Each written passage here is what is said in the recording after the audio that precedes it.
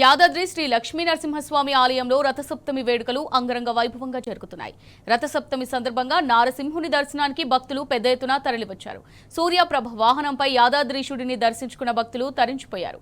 ఆలయ ప్రాంగణం భక్త సందోహంతో కిటకిటలాడుతోంది.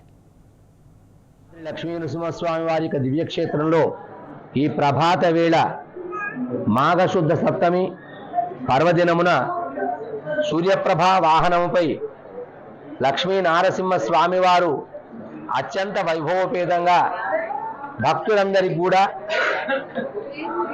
అనుగ్రహించడం కొరకు తిరుమాడవీధులలో అద్భుతమైనటువంటి అలంకరణలో అందరికి కూడా దర్శనమిచ్చారు.